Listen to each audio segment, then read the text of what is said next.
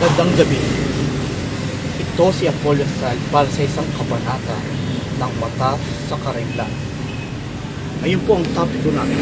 Ayun tungkol sa tinatawag na haunted tipar dito sa isang lugar sa Calbayon.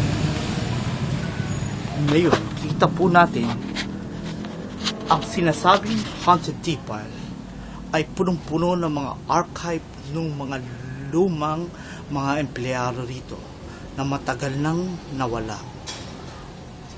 At yung mga iba makita natin ang kalumaan. Sasabi pa raw ito nung pampanahon ng Kastila ang mga dokumentong ito. Kaya minsan sabi ng mga iba na mayroon pang sa dokumentong ito may mga malagim na kasaysayan na napapaloob. Ngayon po, ating tuklasin kung may katotohanan nga yung mga ganong mga haka-haka o talagang haka-haka lang o may basihan sa siyensya. So, ililibutin natin ang haunted tipar gamit ang ectoplasm sensitive camera. At susubukan natin kung may makikita tayong entity. Maraming sinasabi ng iba na may mga nakikita dito ng kakaibang mga entity. Kalimitan, mga white lady, at minsan naman, yung paring walang ulo. May narinig din dito na mga ingay ng mga bata, lalo na pag takip siling. Dahil daw hindi daw matahimik yung kanilang kaluluwa. O minsan may sinasabi naman ng mga iba ay napapumugaran daw ito ng mga elementals dahil pinatitilikan na itong lugar na ito ay dati isang magandang gubat. Ngayon ay naging syudad na. At sinasabi na ng mga iba na yun ay mga iba'y transient spirit at yung mga resident spirit. Ang mga transient spirit, yung mga espiritu na napapadako lamang. Dahil mula dala-dala ng mga taong buhay na sumasama sa atin, pag pumunta tayo sa isang lugar, kasama natin yung espiritu. At naiiwan sila dito. Yung mga resident spirit naman, yung mga espiritu na dati na nagtatrabaho rito.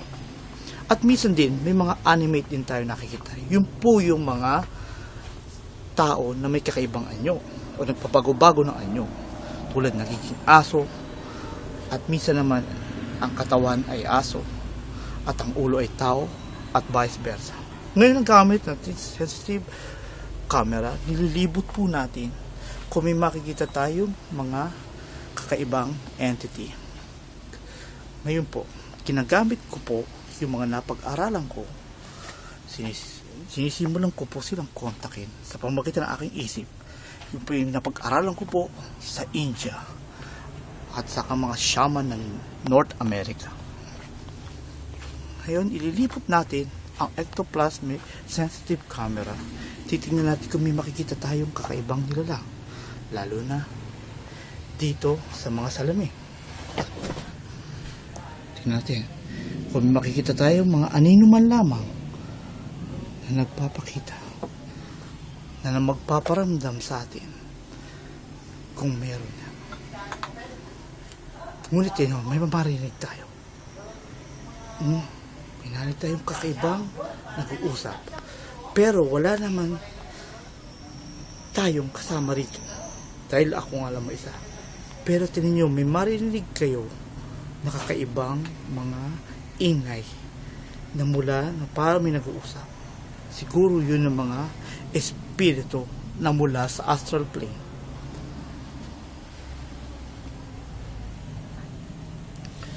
Ngayon, narito tayo. Gagamitin ko ang aking chant. Tatawagan sila. Ako mama kailuwang ko matabi ko ng baliyo. Ako mama kailuwang ko patabi ko ng baliyo. Ako mama kailuwang ko patabi ko ng baliyo. Ako mama patabi ko ng baliyo. Kung may marinig tayo, maya-maya, may marinig tayo na tinatawag natin sila. Meron daw dito na isang general na namatay dyan sa lugar na ito. General Rodriguez. At meron din naman na may Hapon na dito. Tatawagin natin sila.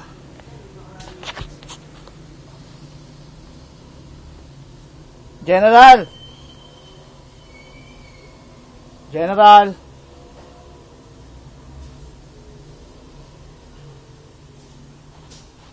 General!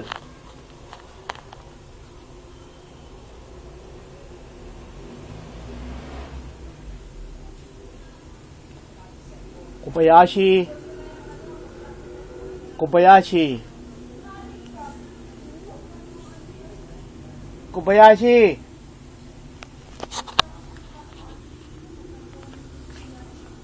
Tuwakin natin. Ignacio!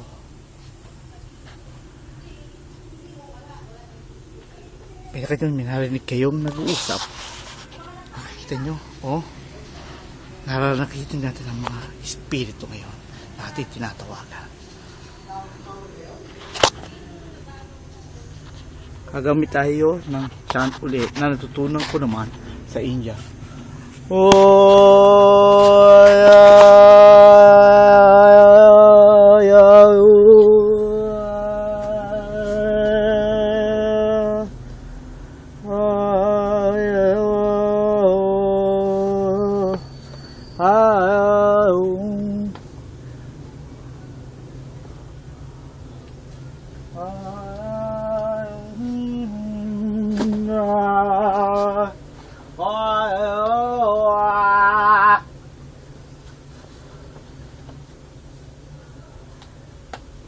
Wala pang tumalapit, pero mamaya may lalapit na.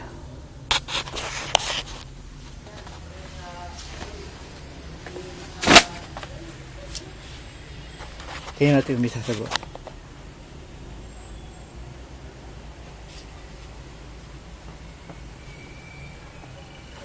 General Lodi! General Lodi!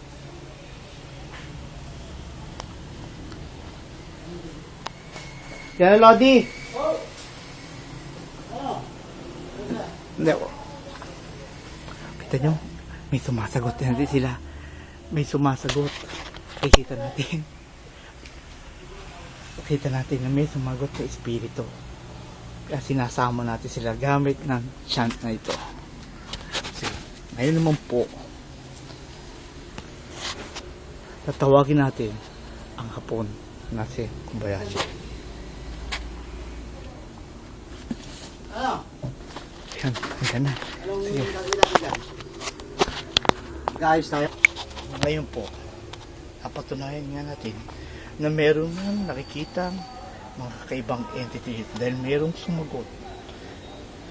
Ngayon po, si Apollyon Stealth para sa isang kabanata na Mata sa Kadilim. Magandang gabi sa inyong lahat.